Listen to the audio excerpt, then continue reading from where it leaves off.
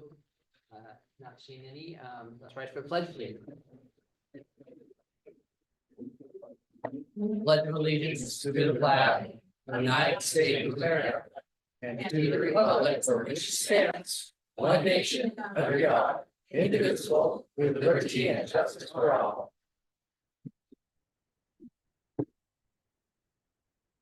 Donna, will you do a roll call, please?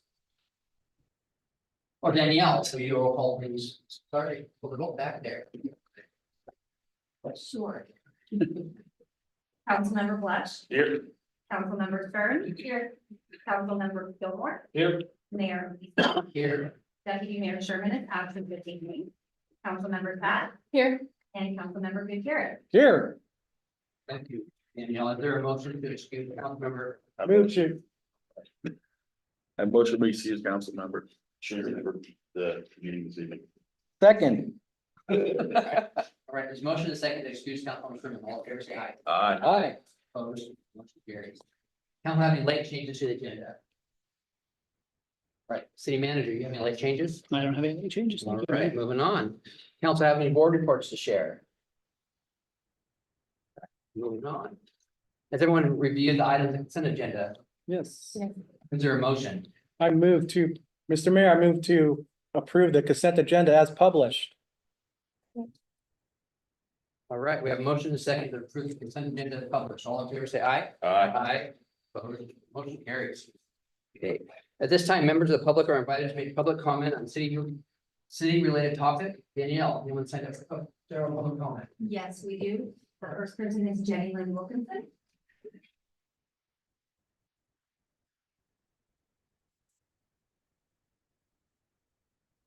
Hello, I'm Jenny Lynn Wilkinson. The Constitution of the United States has dictated our ethics and continues to do so. As patriotic Americans, it is our duty to uphold the founding principles found therein. The only crime expressively defined within its pages is treason. Defined as a wrongful intent of levying war and adhering to enemies of the citizens or the county wherein they dwell, and giving aid and comfort to such enemies and citizens. The 14th Amendment of the United States says that no state shall make or enforce laws which shall urge privileges for the immunities of citizens of the USA. And it further states not to deny personal jurisdiction or protection of the laws. And I'm honored to live in a city whose council members not only support equality for all citizens, but exemplify what a true dedicated American living truly are by Sherman's revelation.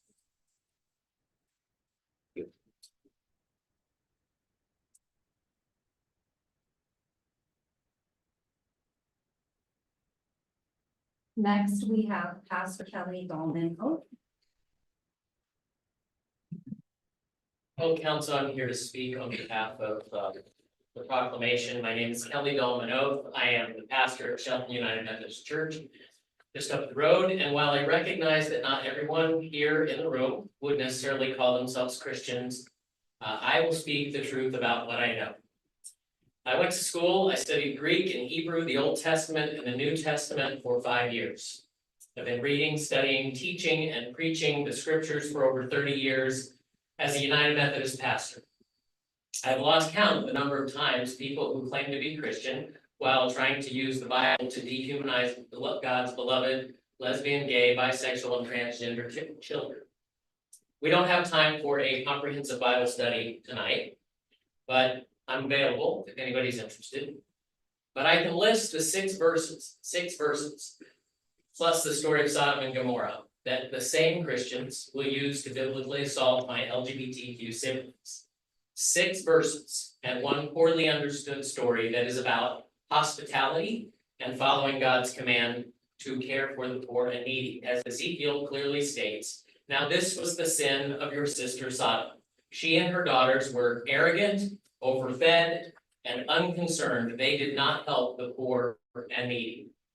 6 other verses out of 31,201 verses in the Bible, 0.01% of the Bible, And if we had time, I could show how each of those verses are poorly misinterpreted and have nothing to do with homosexuality and everything to do with assault, economic subjugation by men in power, and sexual slavery and temple prostitution, all of which we should all condemn, and none of which has anything to do with the queer community today. Further, while 0.01% of the Bible does contain these poorly translated and misinterpreted verses, over 350 times the Bible says something about love, and over 2,000 verses talk about caring for the stranger, the widow, the orphan, the poor, and the immigrant, and those who are oppressed. So I urge those Christians who are so concerned about what the Bible says to redirect their time and energy to loving their neighbors and caring for the stranger, the widow, the orphan, the poor, and the immigrants in our community. I urge them to give their attention to the very clear, unmistakable, and oft-repeated commands to love and care, and to stop bastardizing those 6 verses, 6 misinterpreted verses that bludgeon our queer siblings. Further, I would add that we should pay attention to what Jesus does. He has condemnation for those with religious power, and love and acceptance and concern for those they oppress. I thank you for your time. Thank you.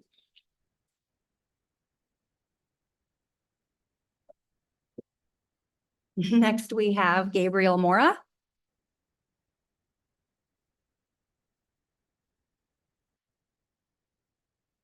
My name's Gabriel Mora. I feel the need and I felt compelled to come up here. I was gonna prepare something articulate and really intelligent sounding. But I figured I'd just come out and speak from my heart. First off, I'd like to start that for the first part of my life, I was very into New Age and astrology, drugs and alcohol, and I thought I was very smart. And I thought that I was well worldly and I had all this knowledge, but as I looked into these things that I was learning, it turns out that all this stuff that I thought I knew was important, that was getting me above my possibilities, was all about the self. And it was all deceptive. And I was being deceived along with deceiving other people, teaching them this stuff. And it wasn't until I found Christ that I was actually able to put aside my drug use, put aside my fornication, and actually be able to fight these things that had control of me.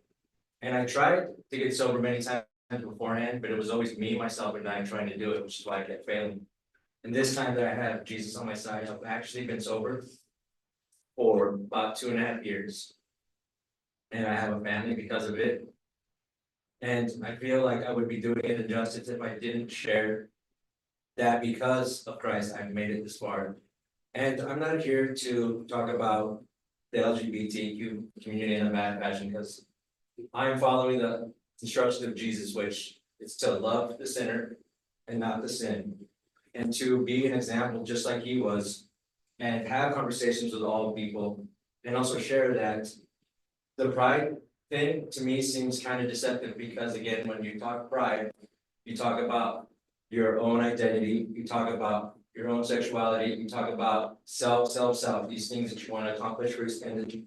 It's all just, it's not biblical. It's not caring about the community, it's all about the self. So if we really want to care about those people around us, and I think we just need to have those conversations, but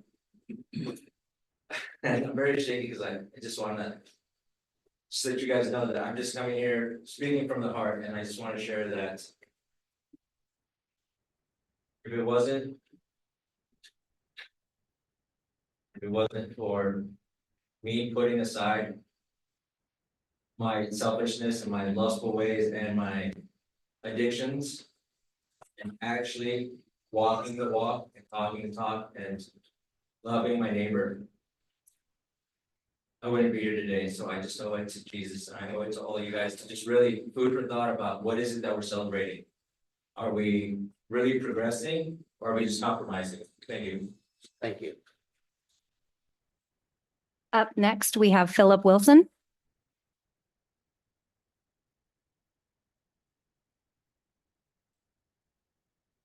Good evening, council members and fellow citizens. My name is Philip Wilson. I am a Christian, and that is in faithfulness that to Christ, and that is more important to me than anything else. The first thing you have to do in order to become a Christian is to admit you've been wrong.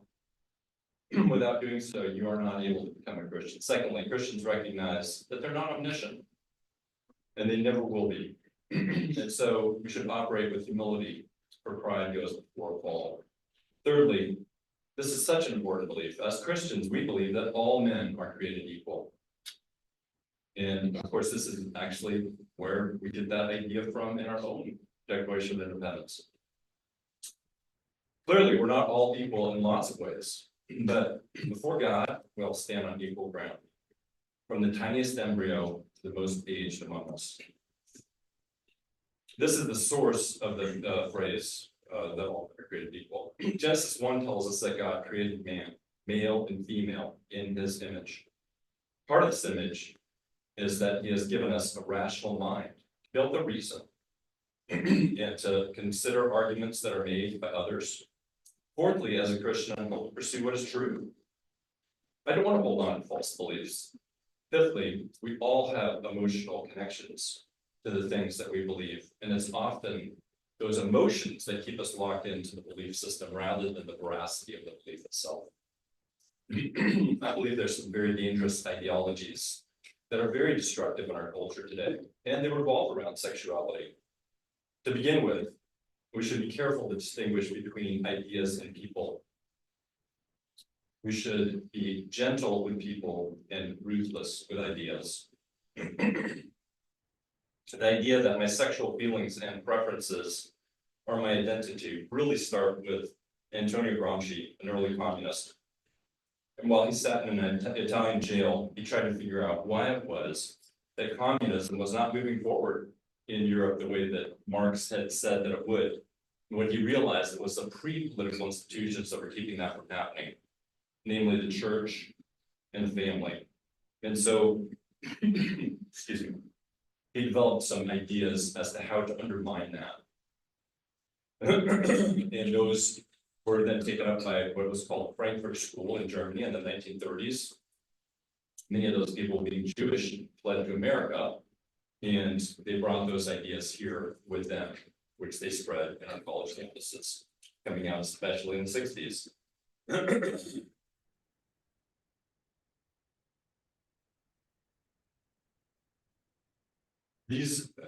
There are two distinct sets of individuals who are going to be the victims of this ideology: women and children. And you. Up next, we have Kathy McDowell. Here. And the new council member, welcome. I'm just gonna keep this short and sweet. The subject was last year, came up last year also, and we voted on it to accept it. I don't feel that this is a proclamation that should be brought to the city before the citizens. There's too much divisiveness in this proclamation. And I think that we need to consider it something that we do not vote on, that you do not vote on as a city council. Thank you.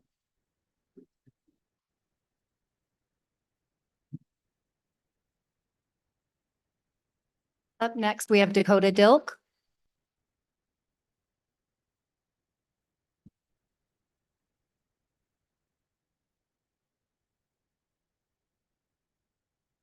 I'm here to speak in favor of the Pride Proclamation, the safety and community of our here citizens of the port. I've written a poem that I wrote last year for Trans Visibility Day in Olympia. It's written by the winners. Maybe that's why they can't see out. They attempt to erase us from history, no longer a whisper. We speak up, get loud. We are ready to fight for justice. The deaths of trans teens don't scare them. They think we spread like a virus. Funny, because they don't seem to care about the real one. We are a scapegoat for the problems they can't see, but can't admit to. They're convinced to that it's hard to explain trans things to children. But when my mom told my 5-year-old nephew Dakota is a boy now, he simply responded, okay. Tell me which is harder, that conversation or telling a child whether trans teachers, classmates, family, friends aren't here. Why we did nothing to stop it. They call transness an epidemic. I agree. I see an epidemic of people who are learning to love who they truly are. How elegant is that? Just because we don't fit into a neat little box, we are demonized, villainized, and worse. While they attempt to eradicate, erase us from the history books, remember that they can't. They're all around. We're gonna stay in town. We've been run underground, but now we're gonna stand our ground.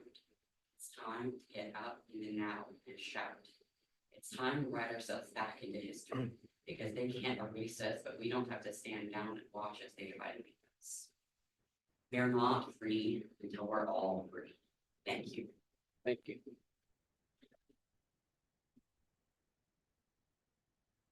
Next is Susan Kirchhoff.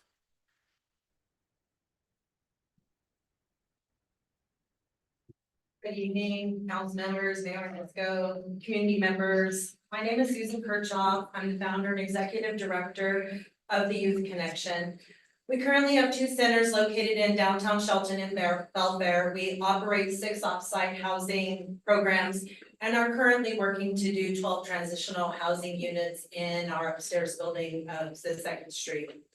I'm here tonight as a representative of our nonprofit homeless response system that is working to create a change. The Youth Connection is hosting a provider party with a purpose on June 13th at 9 a.m. and hopes to change how outreach is conducted in our community and create a system which works together to support the whole person and find a solution for Mason County homelessness.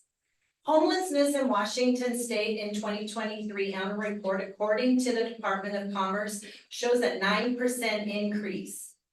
Unsheltered homeless increased 21%, and that excludes King County. There are at least 13,000 young people ages 12 to 24 on the streets or in unsafe, unstable housing situations referred to as unaccompanied youth. Someone without a parent or a guardian to help them. 50% of these are youth of color. Up to 40% of these experiencing homelessness identify as LGBTQ+. And the reason for that is family rejection based on sexual orientation or gender identity. That is sad. We see it daily in our center. We see that crime and that horribleness happen.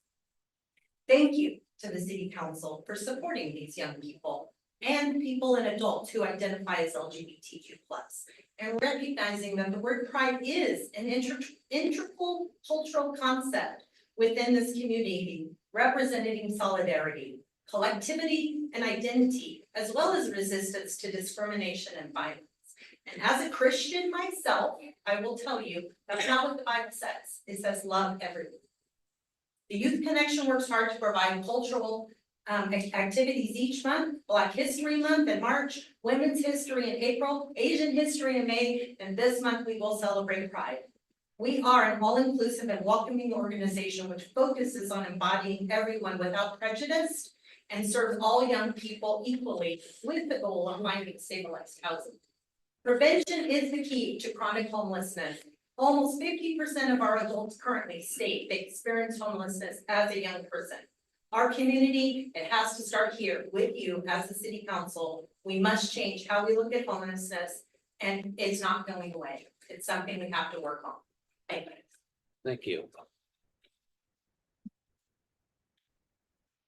Up next, we have Beatrix Kusanagi.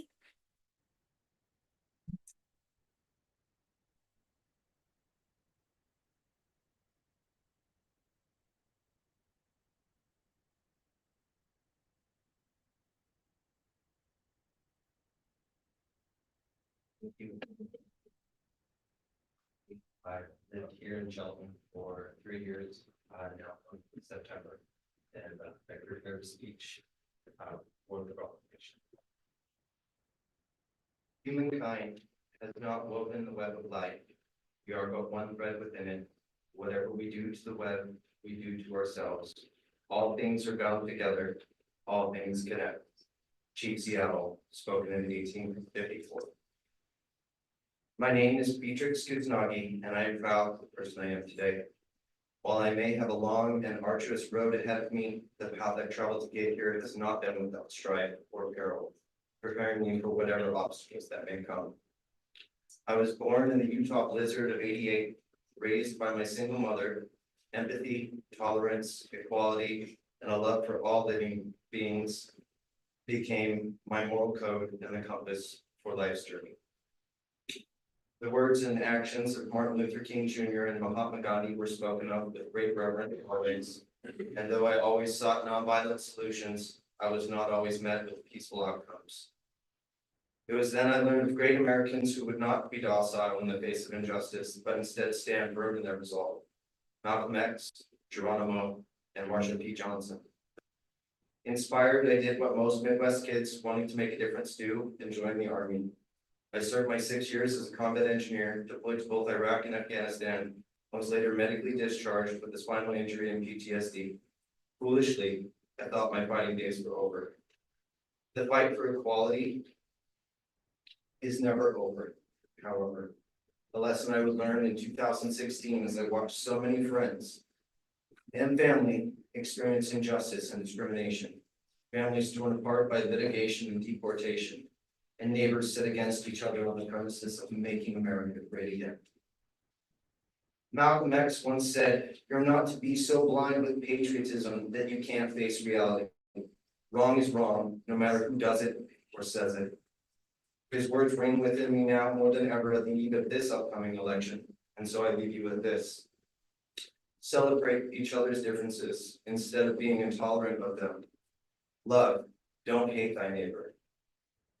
As Marsha P. Johnson once said, "No pride for some of us without liberation for all of us." Thank you. Thank you. Up next, we have Billy Thomas.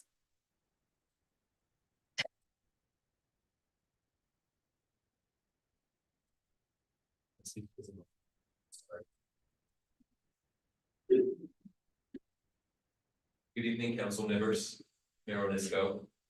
Please give my best to Deputy Mayor Sharon Sherman to be here. I stand before you this evening with my heart full of gratitude as we come together to support and celebrate Shelton's LGBTQ+ Pride Proclamation. This moment signifies a remarkable step toward our journey towards inclusivity and acceptance, and I'm deeply moved by the progress we've made as a community. Over the past 2 years, many of us have worked tirelessly to ensure that Shelton's LGBTQ+ voices are heard and respected. We've written letters, spoken at meetings, and we've rallied together to support a cause that's vital to the fabric of our community. Tonight, seeing that proclamation on the agenda without a last-minute push has filled me with hope and optimism for our future. This Pride Month proclamation is more than just words on paper. It's a symbol of our collective commitment to creating a city where everyone can live authentically and without fear. It represents our shared values of love, inclusivity, and human dignity. By affirming this proclamation, we're telling the LGBTQ+ residents and visitors that Shelton is a place where you belong, your identity is honored, and your contributions to our community are cherished. Let's celebrate this moment as a testament to our progress and our commitment to an ongoing journey towards equality. Together, we can build a future where no one feels marginalized or excluded, where every person is seen and valued for their intrinsic worth. In closing, I want to express my heartfelt gratitude to each of you and your support, and the many community members who have championed this cause. Your efforts have all brought us to a significant milestone, and the continued dedication will guide us toward even greater achievements. Together, we can ensure that Shelton remains a city of acceptance, compassion, and unity. Thank you for your attention and for your recognition. Thank you. We have one more person on Zoom, Colleen Carmichael. Good evening, Mayor Inesco and fellow council members. I'm Colleen Carmichael, the Executive Director of Quixote Communities, and I represent the Homeless Task Force here in Mason County. According to Psychology Today, 31% of individuals in the United States reported experiencing bullying as an adult, and 43% reported that bullying seems to be more acceptable. As service providers, we have witnessed bullying towards homeless people on social media and in these meetings. We want to bring some of their stories to light so our community is reminded that homeless people are deserving of our support. One such person is Patrick. He was asked what it feels like to live on the streets. I feel crappy every day. I got stuck here. It's not nice. Adult bullying includes spreading malicious, false rumors about the target, turning the public against the target by painting a negative picture of them, putting down the target in front of others, and mocking the target. The target is often not in a position to defend themselves, as there may be a power imbalance. Bullying is a type of aggressive behavior. Patrick was asked about his future. He said, "I don't look at the future right now. I block it off. I'm stuck in the present time." People bully others whom they feel threatened by and those who are different from them to establish dominance. Those who bully feel better by putting the target down because of deep-rooted shame or a sense of inadequacy. Those who bully have often been abused or bullied in the past. Patrick was asked what it would make him happy. He said, "Being accepted as a life form. I'm in a place I don't want to be. I haven't found a champion." Targets of bullying often suffer in silence because of lack of effective anti-bullying policies, stigma, and power imbalances. The peer group may play a role in maintaining bullying. While peers may not be in favor of bullying, they may contribute by staying silent because it's too risky to confront the bully. Patrick was asked what he believes in. He said, "I truly believe that I need peace, but who knows what kind of peace I'm going to have. That's a daily question for me." What can you do to stop bullies? Ask yourself, how did I reach this conclusion? Did someone else suggest it? Do I know this for a fact? Do I not like this target for some reason? Do I admire the person bullying? We just want everyone to start by using compassion instead of shame. Compassion reminds us that others are just like us in their desire for happiness and freedom from suffering. Can you imagine all the good we can do if we supported people instead of condemning them? We want you to know that the agencies in town need your help, so please reach out and see what you can do. We proudly support your proclamation for Pride Month. Thank you. Thank you. That was all. I have two very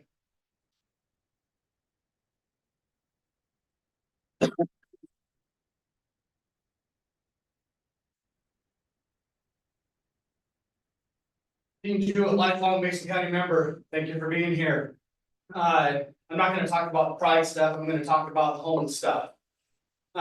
We have on our agenda, if I'm not mistaken, in the next 3 weeks, the ability and or the direction of clearing some camps up by the railroad tracks that have caused a lot of negative behavior in our community. If you take a look at what the railroad tracks, they go right past my business. What do you see? Countless people over and over and over and over coming through there. How many shopping carts do you see all over town? How much garbage? How much defecation? How much urination? It's unacceptable, and it's unacceptable that it's gone on for as long as it's gone on without anybody doing anything that produces a positive result. It's amazing. I can't believe it. Then I go and walk the tracks, and it's worse. The stuff that you can't see is worse than the stuff that you do see. And we talk about, people talk about compassion, and everybody needs a chance. You're right. Everybody does need a second chance, but you got to lift yourself up by the bootstraps and take that chance yourself and step up out of your own quagmire and look for the resources. We have a ton of resources and good resources. There's some bad resources, but there's some great resources. So let's use them. Let's push the people towards that. Brewer Park right now is an atrocity. I mean, it's almost getting to be as bad as it was last year. Okay, they're spilling over into private property. The other day when I had to come down and chase somebody out of our parking lot and have them permanently trespassed, I drove past Brewer Park 10:30, 11 o'clock at night, and there was a dozen people up on Green Diamond's property, up on their stairs, their nice yard. I mean, dogs running around, you know, shitting all over, tearing up everything. I go, I mean, laws and ordinances were written for a reason. To keep society from going into chaos. They're not written on whether it's a 90-degree day or a 27-degree day. They're not written about a gender or a sexuality or a financial status. They're written for a reason. And they can't just be used arbitrarily or not used whenever it feels good or doesn't, you know, it doesn't. Let's take our town back. Let's make sure that the people get the support that they need. Let's let them lift themselves up. I'm all about helping somebody up. I'm not gonna help anybody out. There's a difference. And we gotta understand what that difference is. And if people wanna stay there in the park and do their drugs and be on a negative behavior, then that's a choice that they make. Then we as a city need to direct the people that enforce that to take care of that and clean that up. Thank you. Thank you.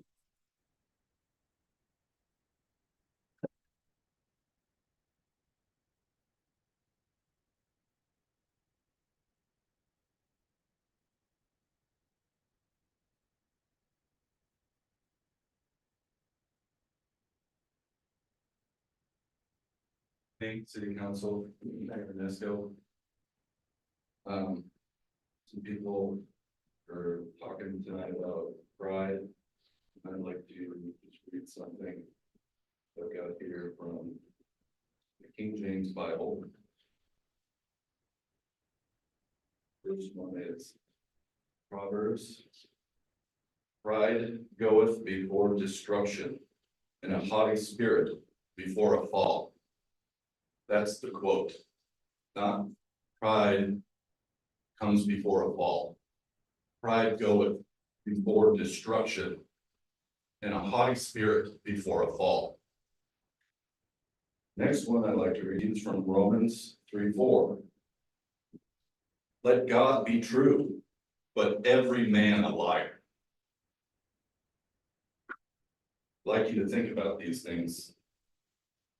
Not proclaiming pride for the entire city of Shelton. There are people who do not want this proclamation. This is not representative of who they are, their beliefs, their morals, their values. Thank you. Thank you.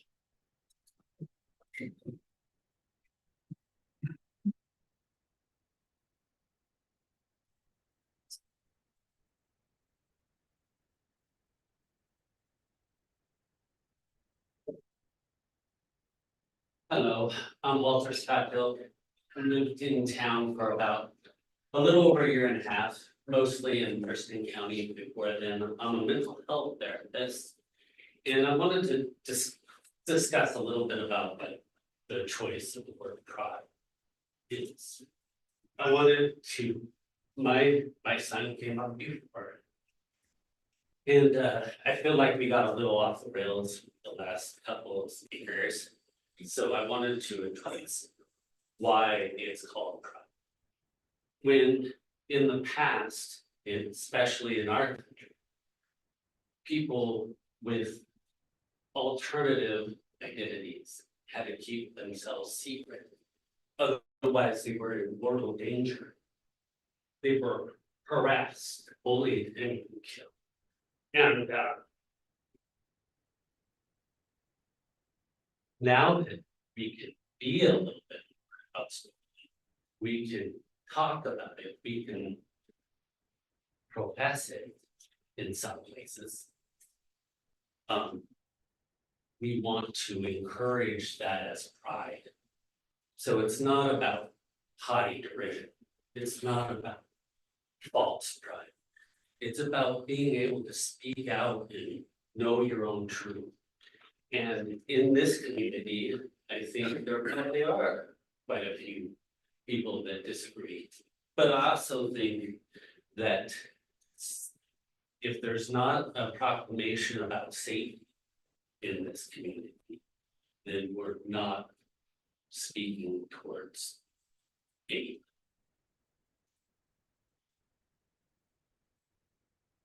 I think that homelessness, which is clearly correlated with some of these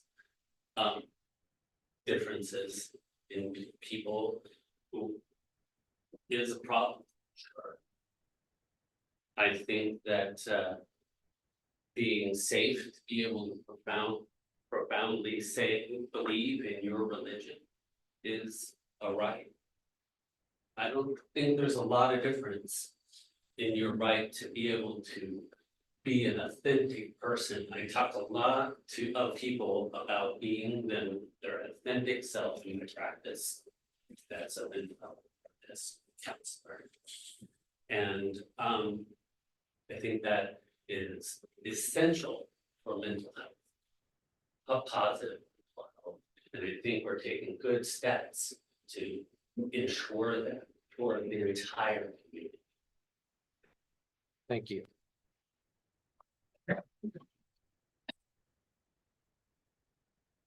Mayor, council members, neighbors, I'm Craig Darling. I'd just like to say that, I spent 40 years of my life in ministry. The church means everything to me. The message of Jesus' central theme in my life is everything. It's why I do everything from there. And I really am pleased to see other Christians here who care about it. I also grew up in a family where my father was a Democratic leader in Michigan. And I was taught very clearly that the separation from the churches continues and interests and the governments were two different things. And we are to respect both. And so I just like to be clear with the council that for me, I expect you to pay attention to the government's concerns. And that includes all the citizens and all their concerns, their safety, their concern, and the fear that some of them have. So the proclamation in my mind is a simple opportunity to state that we care about all of our people. And whether or not people of faith have said things tonight, I'd like to just say this to all my friends in the church. I happen to believe that the church and the Holy Spirit does not need the government to make it. Talk to us, please. Oh, sorry, the church doesn't need the government to stamp itself in order for the church to be powerful and influential and to make a difference in the lives of our neighbors who we all should love. And the government is better off when various religions aren't telling them what to do.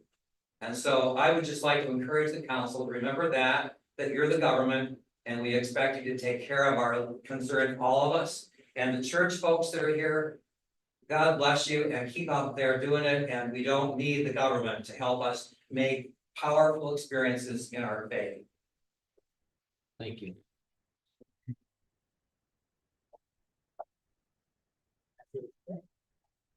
Sign up to speak. Please.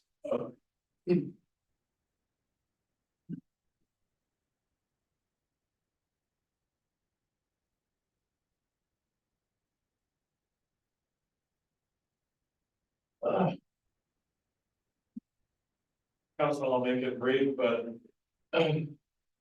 there's just a lot of people who don't want to be under any kind of association with what the proclamation would represent. And I think that I probably speak for a lot of people that we don't have anything against people as an individual, and we really don't care what sex they do, we really don't. But my wife and I are getting close to having 50 years of marriage, and we celebrate our sexuality. We celebrate the fact that but to come under LGBTQ plus and all that, it just isn't something that we would want to support. I do believe that a lot of people misinterpret the Bible. The Bible makes it really clear that homosexuals are not going to make it into heaven, and that's not me saying it. That's what the Bible says. So, but we don't have anything against people individually, and we certainly want there to be peace and unity in our community. But we don't really want to be put under general proclamation. that speaks against what comes against our faith. And that's what I'd have to say on it. I would encourage you not to sign any proclamations. I don't think it's the government's job to be supporting one particular group over another. I think we got other things to do. Anyway, that's what I have to say. God bless you all. Thank you. They should be stating their name. Did I? Yeah. Bill Welch, yeah. Right? Bill Welch.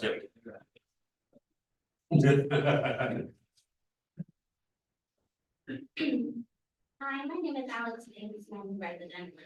I'm gonna say that I think honestly, especially in our lower age demographic, the studies actually support that they expect us to be culturally relevant. They expect us to care about this stuff, and that is our future. Honestly, a lot of people who talked here who had negative things to say, they're not 100% our future, and I'm not trying to be rude, it's just the truth.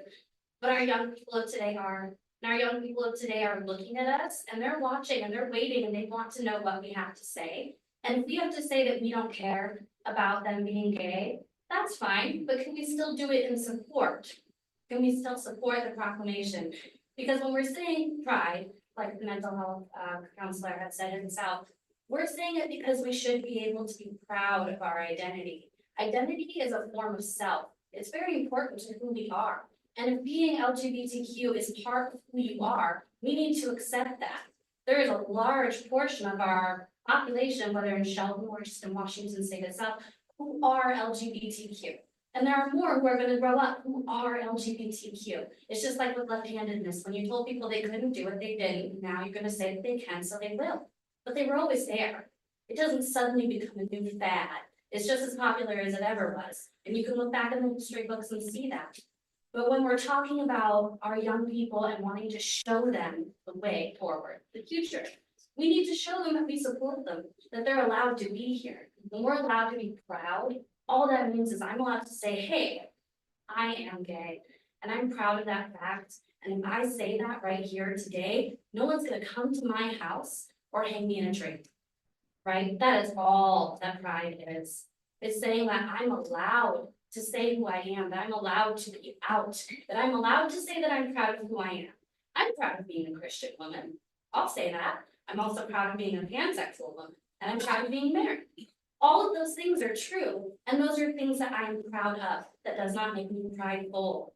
That just means that I can say that, and I can feel it with my true, authentic self, and I can be here and stand there and say that, and not feel any shame, any doubt myself, or that that's bad, or that I shouldn't be allowed to do that. And I'm scared. I don't know how many young people I've run into who are scared. They're so scared. We talked about homelessness and we talked about how many of them are LGBTQ. Do you know how many of them aren't saying anything? Because they're so scared. They don't know what's gonna happen if they tell mom and dad that they're gay. Do you know what that feels like? To be scared to tell someone something? If we announce that we accept pride, then we accept those people, we accept those children, and we accept them and allow them to tell their parents, allow them to tell their friends, their family, and allow them to be open.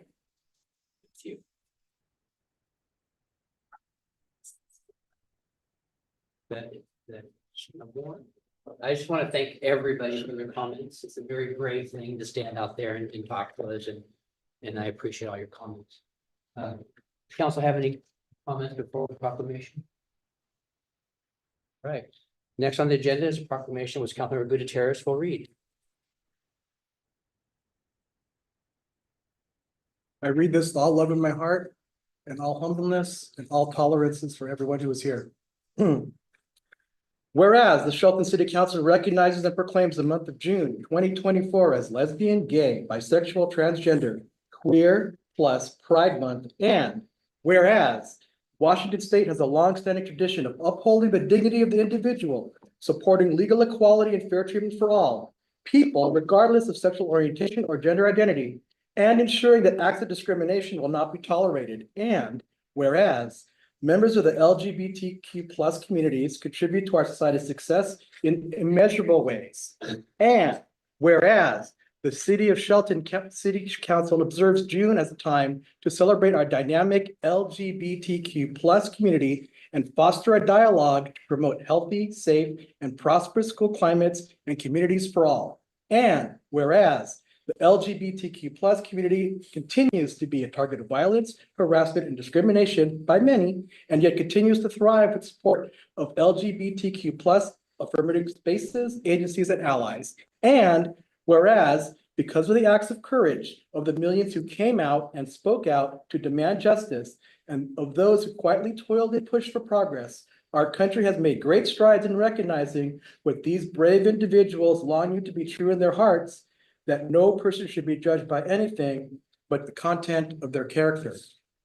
Now, therefore, be it resolved that the Shelton City Council recognizes June 2024 as Lesbian, Gay, Bisexual, Transgender, Queer Plus Pride Month in the city of Shelton.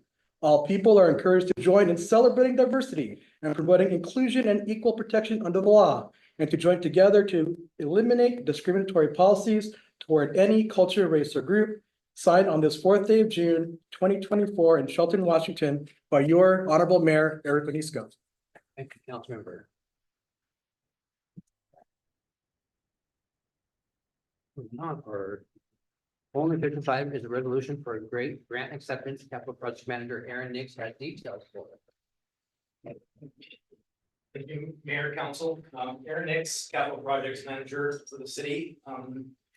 We have some very cool projects that we're moving forward with. What I'm going to talk to you tonight is with regard to our satellite treatment facility up here by the airport.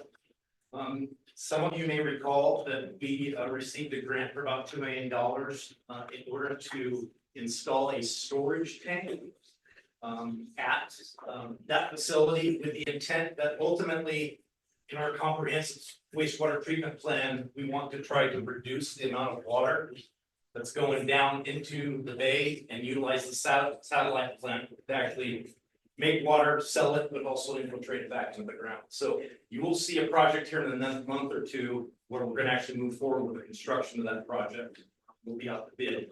What I have before you is the second part of that project, which is an expansion of the headworks facility.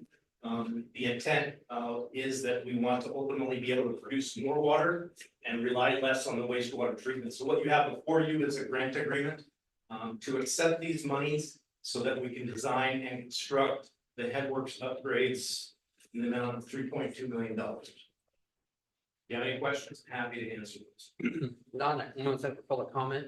No, Mr. Mayor. We have a motion. Mr. Mayor, move to place resolution number 1335-0524 on the action agenda for the June 18th, 2024 council meeting for further consideration.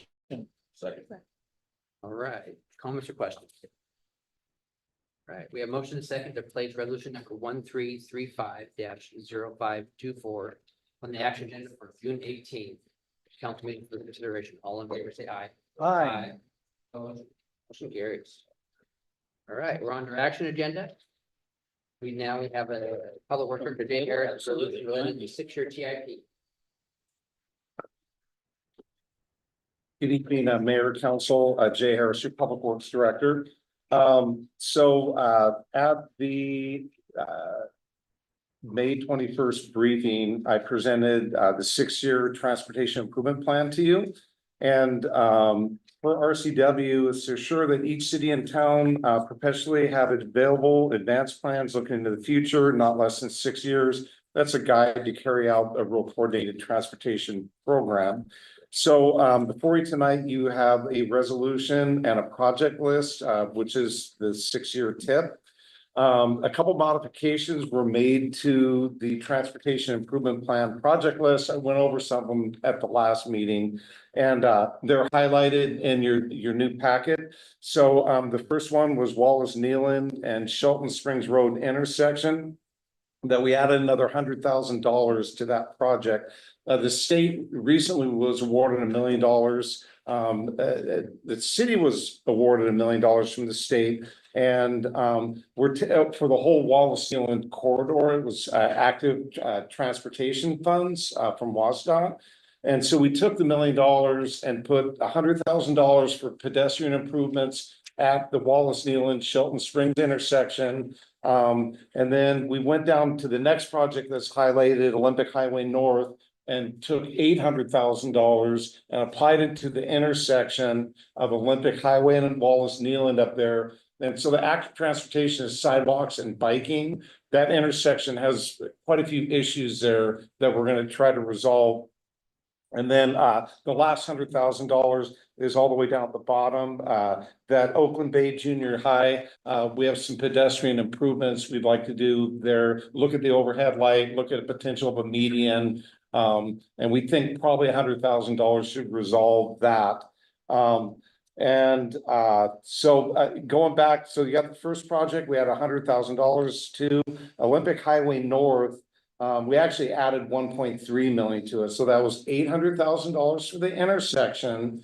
We also received $500,000 from the county STIP funds or federal funds. They're for urban roadways. They have to be designated for urban roadways only. We were notified a couple of weeks ago of that, so we put that into the Olympic Highway North project to do some additional improvements. It's a long corridor. It's going to cost a lot of money. Down by the bottom, you'll see this San Joaquin Otter Street pedestrian improvements. And we're talking to a developer up there about the potential of bringing a multi-use pathway from Capitol Hill all the way down to the bottom. Right now, it's very difficult for pedestrians to walk from that part of the city to get downtown. So that's added on there because it's potential that they'll get a traffic impact fee credit, offset credits for the capacity improvement for the pedestrians for the whole hill, for the whole neighborhood. So those were the changes that from the last meeting, and I'm open for any questions. Donna, anyone have a public comment? No, I'm Mr. sorry, Mayor. didn't know. Well, you speak, Dawn. Yeah, Danielle, no. We have reading the resolution number 1329-0424. Resolution number 1329-0424, a resolution of the City of Shelton, Washington, adopting the comprehensive 6-year transportation improvement program for the City of Shelton for the years 2025 through 2030. Thank you. Do we have a motion? Mr. Mayor, I move to adopt resolution number 1329-0424 as presented. Second. All right, comments or questions? Is that my Open Bay intersection or crosswalk? Yep. Oh, thank you. And San Joaquin, so that's gonna be what, a dirt trail somewhere or? No. It's gonna be paved adjacent to the road is what we're hoping. It might also be in an undeveloped right of way. We're still developing the plans, but it's gonna be a hard surface walkway. That's gonna be pretty tough on that road. It's gonna be a little steep, but people are walking the roadway right now, so we need to give them a better way to get off the hill. I agree, it's hard for cars, let alone people. Yeah. There's potential, there's some unopened right of ways, maybe further to the north, but there's some potentials, there's some opportunistic trails that maybe we can utilize and expand upon as well, so. Right. Comments or questions? Do we have enough capacity currently to keep all these projects going if we get all the funding for them? We actually do.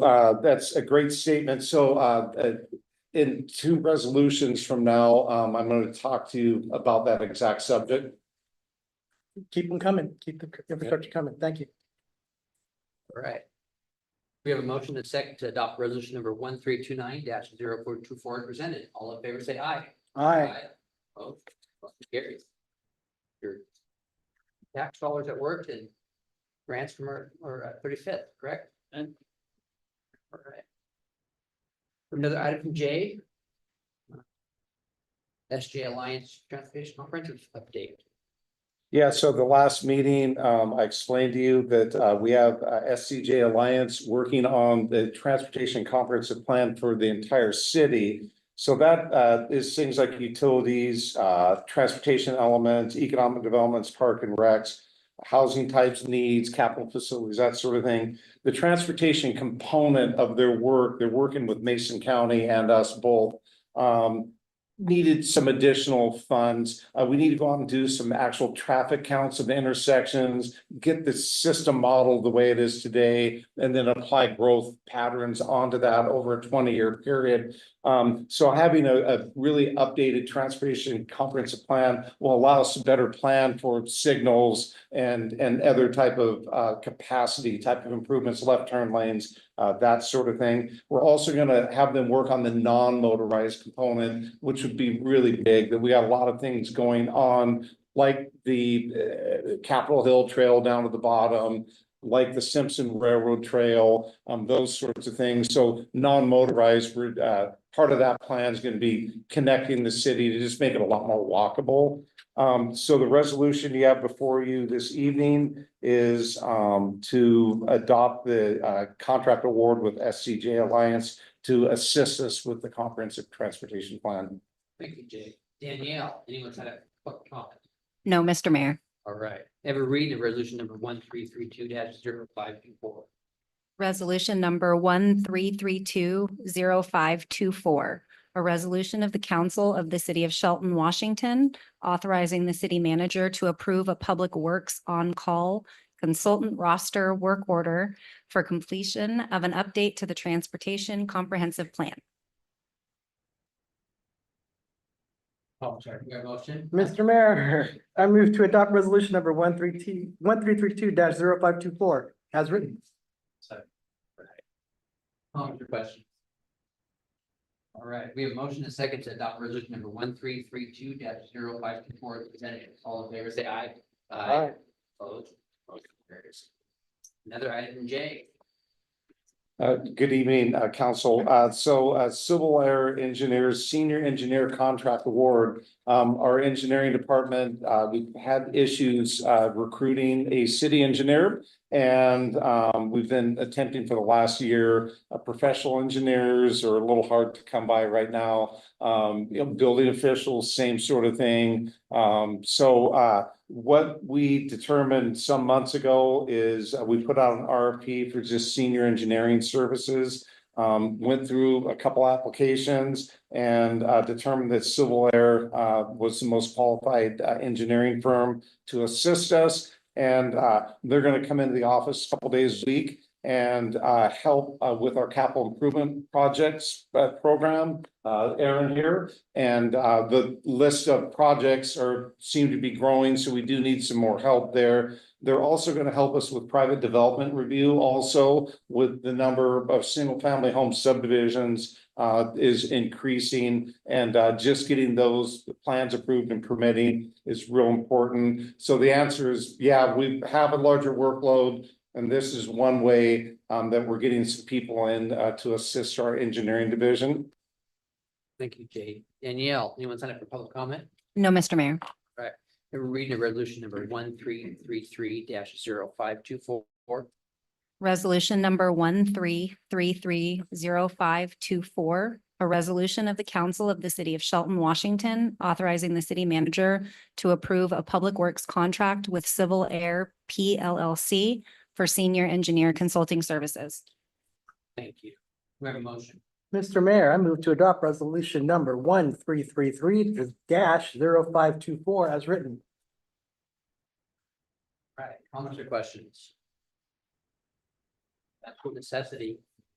Gotta have somebody looking over those designs and plans and we'll keep everything safe. So This is critical to being responsive to our development community at the same time and keeping some of the projects moving. As you council knows, previously, particularly some of the grant funded projects, we didn't have the ability or didn't have the staffing in-house to get some of the projects moving, and we lost some buying power. Those projects, it's important to be staffed up so we can utilize that buying power as quickly and efficiently as possible when those grant funds become available. and sometimes it's terrible. It's been a year and a half we've been looking for an engineer. Just over a year. I mean, yeah, year and a couple months. We normally have two, right? We have two engineers. Well, we have in the past, depending, Mr. Harris here is an engineer, licensed engineer in the state of Washington. So we've had some as public works director, sometimes a public works director has not been a licensed engineer, so it just depends on how the public works department has been organized in the past. Right. Any more comments or questions? All right, we have a motion to second to adopt resolution number 1333-0524 is written. All in favor, say aye. Aye. Motion carries. City manager Mark, you have information about committee and board assignment. Yes, Mr. Mayor and Council, thank you very much. As you'll remember, back on February 6th, we completed the assignments for council and committee positions. These are positions that might be established by bylaws from other organizations or established by the council itself. With the resignation of Council Member Schmidt back in April, the recent appointment of Council Member Sapp, we've had some edits and changes to make on this schedule of assignments. And so I just want to go through a few proposed changes from staff after I've talked to a number of council members. I think we're on the right track. We wanted to bring it to you tonight for action. First and foremost, the Economic Development Council. Staff is recommending moving that from a council position to a staff position. A lot of those discussions at the board level are specifically towards what kind of industry and development may be coming or proposing to come into this community. The city's role particularly is in land use and utilities. That's most of the debate, I guess, or discussion.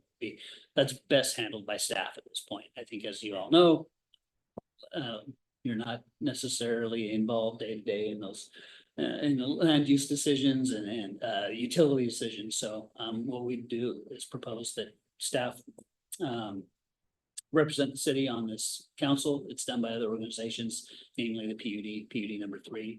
And then we provide regular reports to the council on any activity with the Economic Development Council. Go one by one. Council concur on that one. Yeah, I like that. Okay. Next one is the Mason County EMS and Trauma Council. I reached out to the contact with that council, and the city is not listed in their bylaws as having representation. So they said they'd be happy to consider that at their next meeting, but at this point, it's not required. It's not part of their bylaws. So at this point, I would say that we just eliminate that from the list. If they consider that and they want city representation, we can certainly appoint somebody at that time. Concur on that. Okay. All right. Next is the Mason County Housing Behavioral Health Advisory Board. Mayor Onisco serves on that board now. He took that role, I don't know, 6 years ago. 6 years ago, yeah, and has been serving on that board for quite some time. Councilmember Sapp has specifically expressed interest in housing in our community. So I know that you attended the last meeting, I believe, as well. So getting up to speed on that committee. So at this point, staff would propose the change from Mayor Nisko to Councilmember Sapp. I'm good with that. I've been on that committee for 6 years. It's a lot of work, and I think they would probably like some fresh eyes on it. So, and it's a very important committee. It's all the funds from the state pretty much come through that board, and we recommend to the Board of County Commissioners how some of that funds are used. Treatment sales tax for the county collects $2163. Recording fees goes to housing homelessness. And there's just a ton, and even some of the ARPA dollars came to that committee as well. So it's pretty important. Pretty important committee, and I think it could be really good on it. So and I have lots of other boards I'm on, official and not official. So the next is the Shelton Memorial Park Board. I just need to update the dates and contact information. Councilmember Gutierrez provided me that information. It just didn't make it in your packet today, so I'll make that change, make it available to the council. The last recommended change is the council subcommittee on finance and budget. Councilmember Onisco expressed interest to join Councilmember Gutierrez and Sherman on that committee. That's kind of as needed, and the need is approaching us fairly soon as we enter into budget formulation. Staff will be meeting in retreat on the 26th to go through preliminary budget requests from each department, develop some priorities. We'll schedule a meeting quickly thereafter with the subcommittee to get some more guidance on priorities, and then we'll have at least 2 study sessions leading up to, the, public hearing. I think we schedule it for early November at this point. That gives us a little bit of wiggle room, in case, you know, financial conditions change or the council has changed priorities in the meantime, up until our adoption by, December 31st of 2024. This is the 2025 budget, I guess I should clarify.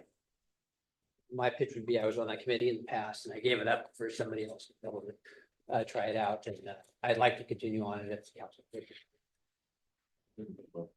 Yep. So I think we concurred on everything, so we have any comments or questions? And we have a motion. We have a motion. Mr. Actually, Mayor. public comment. I'm getting out of order. All right. No, okay, now we have a motion. Mr. Mayor, I move to approve the amended 2024 Council Board of Committee assignments as presented. Second. All right, comments or questions? All right, we have a motion and a second to approve the amended 2024 Council Board and Committee assignments as presented. All in favor, say aye. Aye. Motion carries. Mark, do you have a city manager report? I've got a few items for you tonight. The one thing I did want to mention, we talked about the transportation improvement plan, the 6-year transportation improvement plan, and the transportation comprehensive plan. Those are critical elements to be eligible for grant funding. So these are really critical to have not only the plan in place, but an accurate plan that takes into account existing needs and future needs in our community. So it makes us eligible for grant funding. It's really important to us moving forward. We've been fairly successful staff. I want to recognize our Forest Festival activities last weekend and the tremendous amount of volunteerism that we saw in that community to pull off this event. Thank goodness it was mostly dry. I saw some of you after the parade route and you weren't really dry, but I got to sit under a tent. So easy for me to say, right? But it's great to see so many people out in our community enjoying our downtown. Loopfield was as busy as I've seen it, I think, for the logging show in a long time. Tolly was prominent, the caboose prominent in our community with its recent work and preservation project that happened down there. So just want to bring that forward to the council. The last thing I have for you tonight is I was contacted by a representative from the United States Postal Service regarding Post Office Park on Friday. They have offered to enter into a lease negotiation to preserve Post Office Park. They have some stipulations. They want to maintain the former parking. For those of you that weren't here in 1997, the city entered into a lease agreement with Postal Service for the park for 20 years, and it created angle parking on Franklin and on 2nd Street. When that lease expired, we removed that signage for that parking. It's primarily used by Postal Service employees now, but they want to memorialize that and sign that again. They also want to consider the funds that have been expended to date as lease payments. Again, this is a verbal. We haven't got into serious negotiations at this point, but these are some verbal, communications that we've had so far. But maintain or keep, if you will, not all the funds were distributed to the Postal Service. Some were to an engineering firm to do survey work.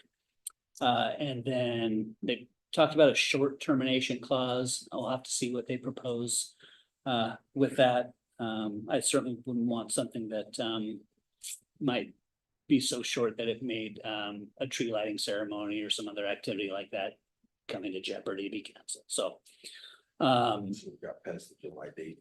So yeah, exactly right. Yeah, All right, so save the part for now. Yeah, I think that's specifically off the table now with that phone call. I think there's not just the council and city staff, but Alana Dickinson, who's had a couple events down there and led a couple protests, if you will, down there at Post Office Park and out on Railroad, bringing attention to this issue. Our federal delegation, Representative Kilmer and Cantwell and Senator Murray, and then Representatives Couture and Griffey and Senator McEwen have all expressed interest in this issue and brought it to light back in Washington DC with United States Postal Service. So I think there's been kind of that groundswell that's helped bring this maybe to more attention than what they thought they would receive back in DC. So I'm pleased that they've reached out to us, and I guess for council's consideration tonight, I would just ask if it's appropriate for myself to enter into negotiations with USPS for post office park lease, and then I would bring you back regular updates, and obviously the council would approve whatever draft lease would come across the desk. Yes, sir. Absolutely. Yes, sir. Great. Save the park. I just wanna say, this shows that people coming together can make a Get it done. difference. I mean, we fought the government and won. Is that a song? We fought the law. The law. No, sorry. We fought the government and won, and that was people coming to the park, people signing petitions, people calling their congressmen and their senators and their local legislators, and having get-togethers, waving signs on Railroad Avenue. I mean, this shows that when you come together as a community, you can do anything. And I'll tell you what, I was hopeful, but I did not think that we were going to be able to save that park. But they told us that tree was coming down and that would become on the parking lot with nice big, razor wire on top of it, right behind the train. So, the community coming together made a difference, and there we go. I wanted to thank the mayor for his leadership in saying, hey, we want this park. And he activated everyone in the community. Everyone wrote letters. Everyone stood out there from the grassroots up. The mayor talked to people and got things done. And I want to thank him for saving the tree in the park. And the trees won over the parking lot. And that's a big deal. Thank you, Mr. Mayor. Well, I think it was our community, but thank you. We're a great community, and the Dixon family. Yes. I mean, all the Hanson family. Absolutely. To go to her, starting that train as rehab, and even it's just, we got a great community. We got lots of people. Thank you. I'll keep the council updated on negotiations with USPS. They've reached out to me again today, so I think they're anxious in getting something completed. That's all I have for you tonight. All right. Yeah. The council have any interest. All right, our next scheduled meeting is Tuesday, June 18th, 2024 at 6 p.m. We also have a study session meeting left at 6 p.m. This meeting is adjourned at 7:12 p.m.